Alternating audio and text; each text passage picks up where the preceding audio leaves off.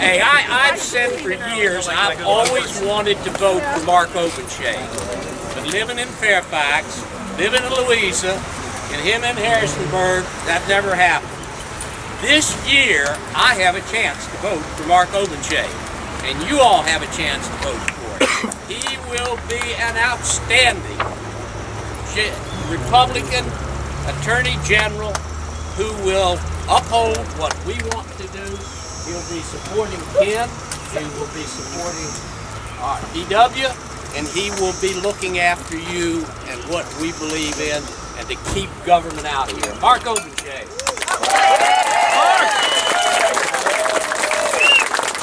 Well, it's great to be with you. Let me ask you 3 questions. You ready to elect Ken Cuccinelli, the next governor of Virginia? How about E.W. Jackson, the next governor? And how about a Republican Attorney General? I tell you, we've been on the road for 3 days. Last night, we were somewhere in between Martinsville and Lynchburg on the back roads, traveling from one place to another, getting ready to settle down for the evening. We hadn't eaten dinner, and about 5 of 9, we came upon Carl's Family Diner in the middle of nowhere. The place was supposed to close at 9 o'clock. And we walked in, just what any waitress wants to see, right? 5 minutes before closing, 8 people walking through the door. And she realized we were political of some sort. Somebody said, yeah, he's running for governor. And the waitress watched us go back and sit down, and she came back down the aisle and said, honey, y'all Republicans or Democrats? And in unison, we all said, we're Republicans. She said, it's all right, they're the good guys.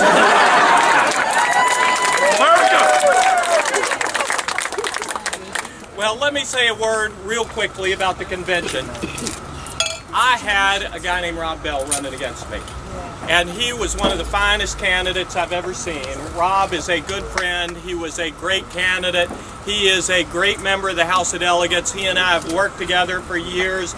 We have teamed up on legislation. We traveled the Commonwealth of Virginia without, to the best of my recollection, a single word of rancor passing between us.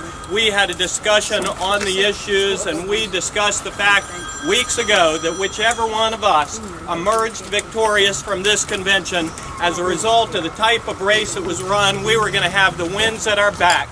And I'm here to tell you, I've got the wind at my back right now, and I'd ask you to give a round of applause for Rob Bell and the campaign.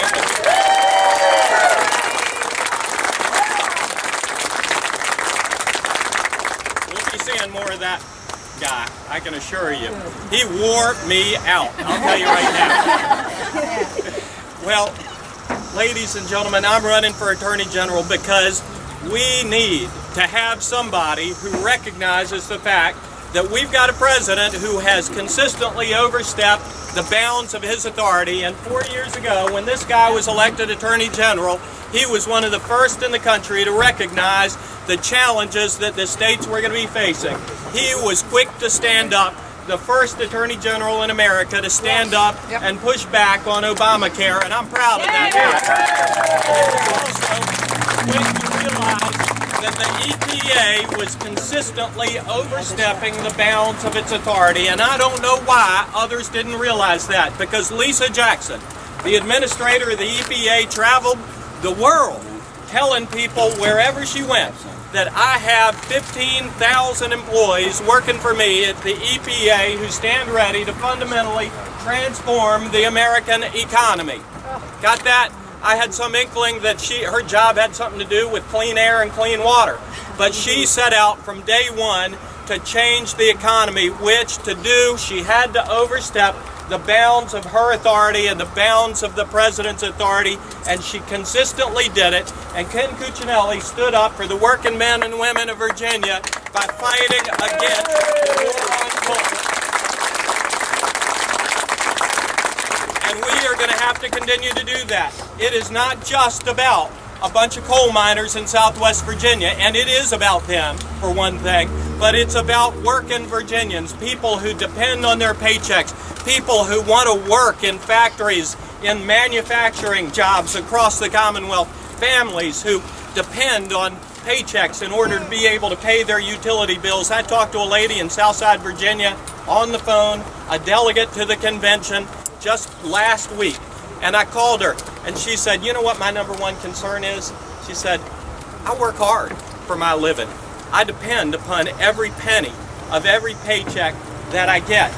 I cannot afford my mortgage, my food, and my electric bill, given the fact that my electricity has gone up in price by 50% over the course of the past 2 years.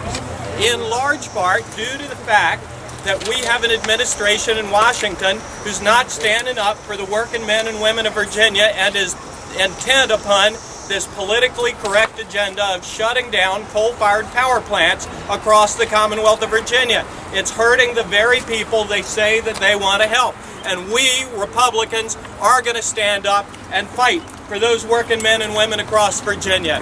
You know, you can applaud for that. We're also going to have to fight for our right to work laws, and we're going to have to fight for our Second Amendment rights. And I'll close with this. I will tell you that I grew up in a Virginia in which, as Republicans, we won elections by building coalitions. I wish it were enough for us to simply run that red R up the flagpole and say, I'm a Republican, vote for me. It rarely is. It very rarely has been enough. We win by reaching out on the basis of our philosophical beliefs to independents and conservative Democrats, people across the Commonwealth of Virginia who believe in the foundational principles of individual responsibility, personal freedom, and limited constitutional government. As your Attorney General, I will continue to fight those fights. I look forward to working arm in arm with you during the course of this campaign to build those coalitions so that we can elect this entire ticket. Thanks for coming out here. God bless you.